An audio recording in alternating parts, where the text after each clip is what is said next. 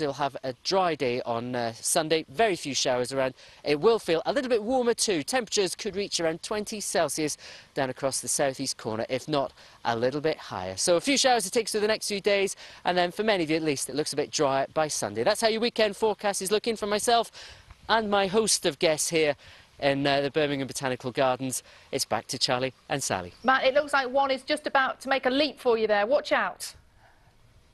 I'm keeping a close eye, certainly will. It's a velociraptor, I've just been told. Oh, did you know that? No, of course not. Sometimes it's good when the voices start. Yeah, the voice in your ear. Sometimes it's good. Do you know where we're talking about computer games now? Do you know where it all began? It began on a thing a bit like this, didn't it? Do you remember you used to go to the pub and there'd be that tennis game? Well, there you go. Yeah, no. You don't remember. No, but it was like a little table thing, Space kind of a coffee table thing, and you used to do that thing. That's where it all started. Yeah, and now they've got much, much smaller. And very competitive. Now, really competitive. And now you can actually just watch other people playing computer games. It's a massive industry. Yeah. As audiences increase, so do calls for those kind of games to be included in events like maybe the Olympics. Well, this weekend, some of the world's best gamers are gathering at the O2 in London for the Vainglory Spring Championships, one of the biggest events in the calendar, in case you didn't know. Breakfast, Tim Moffat is there joining in. How are you getting on, Tim? Yeah, not bad, actually. The game you mentioned, I think it was called Pong, wasn't it? I was quite good at that. Vainglory improved a bit this morning, but it's still got a bit of a way to go. But take a look at the big screens here. These are how the experts play it. This morning, we are at the O2 getting ready for the Vainglory Championships. Now, people will be playing the games. They'll be up there. Their play will be shown on the screens. Thousands of people will be watching them play the games. Events like this have become a huge deal. It's saw more than 300 million people watch or take part in what's known as esports. Now, as well as this tournament, there are plenty of others happening this year. I met up with one UK team as they get ready. Eyes, fingers, brains. Primed and approaching peak condition. We've been practicing a lot. Team M&M features some of the UK's top gamers. They're living together in a house in Leicester for a month, training 8 hours a day. How's boot camp going? It's going good. This boot camp will prepare them for the League of Legends European Championship.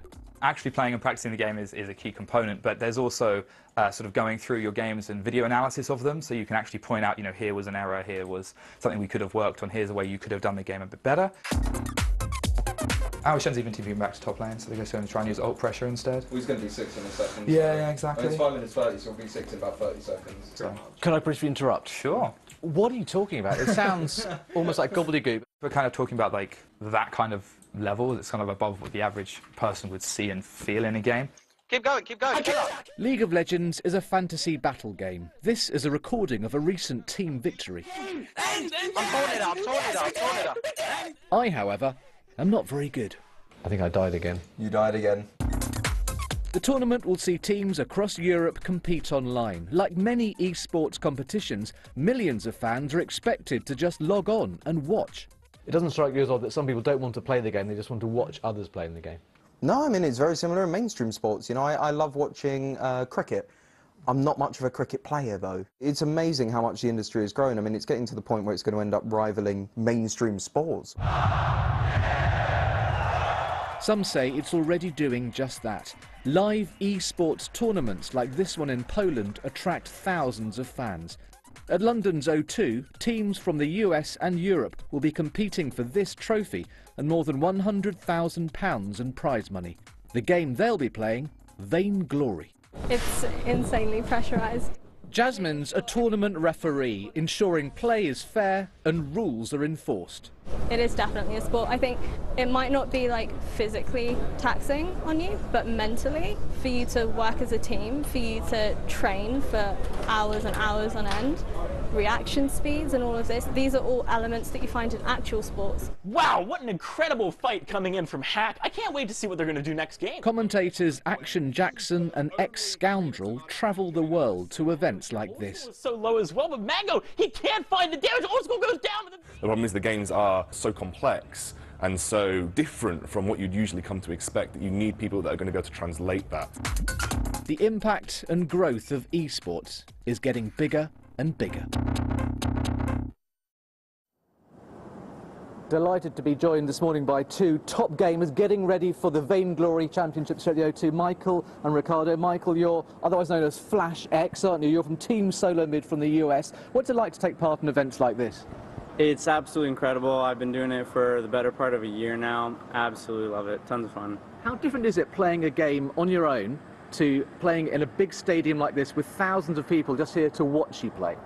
It's really exciting. Definitely adds a little bit of pressure, but I think it brings out the best in me. Okay. Now you're sat next to a competitor. Very nice of you to sit next to each other now, because it could all get a bit nasty later on, I'm sure. I don't know how these esports things work. Ricardo, you're from Portugal. How big a deal is this now? For many people watching this, they won't realise that events like this take place. No, and the best part is that we actually make a living doing this, and this is our passion. And having this opportunity to actually do this, our full-time job, makes it even more wonderful to be here and have this opportunity not only to travel and meet London, but also to be playing against friends and competitors at the same time. Does it frustrate you that some people just dismiss this as, oh, it's video game, it's not a real sport? I kind of understand why people say this and have that opinion. At the same time, they weren't born in our background in terms of playing the game and understanding what this is really all about. And anyone can have their own opinion, but I feel if they really got into it and understand our world, then they will understand what we feel about it. Ricardo, Michael, thanks very much indeed. Good luck for this weekend. I'll let you get some more practice in. Let's have a quick chat to James. You're from ESL UK, aren't you? You've organised this event. Do you get frustrated that some people just dismiss this as a bunch of geeks playing on their computers? Not really. We don't need that, but it's great to get the awareness. We're super happy the BBC are here to look into our world, and it's just getting bigger, obviously. Now, it's going to be recognised, isn't it, as part of the Asian Games in 2022. Some people have talked about the Olympics. Is that ever going to happen, do you think?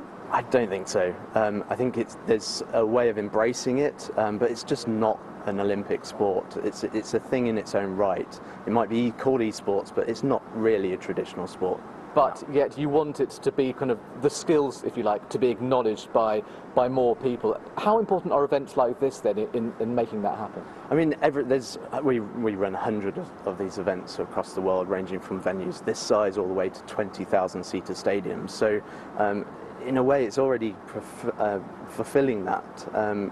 So the viewership is expanding at probably double by 2020 to 600 million people or more. And the money that some of these players make is extraordinary, isn't it? Yeah, absolutely. Some of the pro teams now, they're each earning over $1 million a year through sponsorship and also prize money. Well, thanks very much indeed, James. Best of luck for this weekend. It's going to be a big deal. As I say, Vainglory is the game. I'm going to come around here and I'm going to see if I can get some last-minute tips. What's the key to a successful game of Vainglory?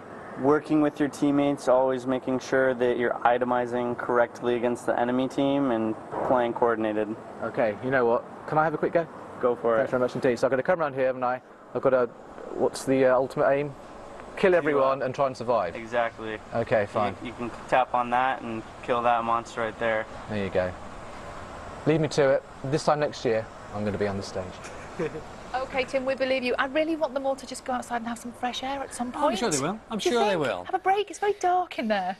Yes, you know, one of the things I've learned in this job is you should never make assumptions about things. And I was thinking in my head, do you think Engelbert Humperdinck has ever played a game, been on a gaming thing? And he's just over there right now. Yeah. We're going to talk to him in a moment. It's not important in the great scheme of things. It just occurred to me. He knows all about social media. He's going to be here in a second. Yeah.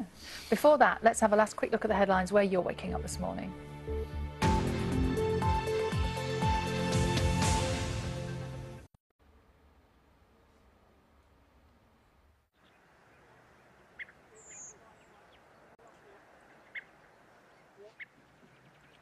Going right. And right. Still going. Still going. Right. Still going. Oh, it's going. Going left again. Just to go to left. Yeah. Still a wide back there, Easy. Oh, look at that.